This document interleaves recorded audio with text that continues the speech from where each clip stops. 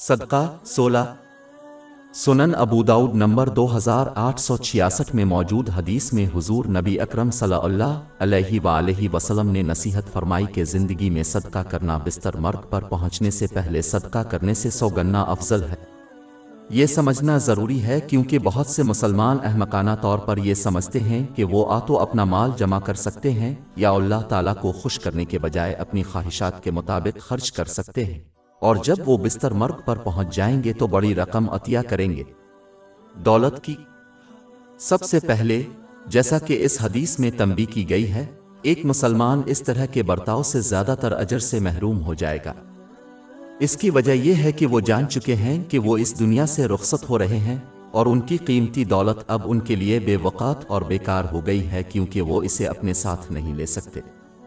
اللہ عز و جل کو بے فائدہ چیز دینا ایک سچے مسلمان کی صفت نہیں ہے۔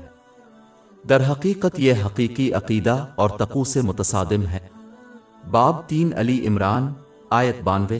تم اس وقت تک نیکی کو حاصل نہیں کر سکتے جب تک کہ تم اپنی پسندیدہ چیزوں میں سے خرچ نہ کرو، لہذا ایک مسلمان کو چاہیے کہ وہ اپنے ساتھ حسن سلوک کرے اور ایسے طریقوں سے خرچ کرے جو اللہ تعالیٰ کو پسند ہوں، جس میں اپنی ضروریات اور اپنے محتاجوں کی ضروریات پر فضول خرچی، اسراف کے بغیر خرچ کرنا شامل ہے۔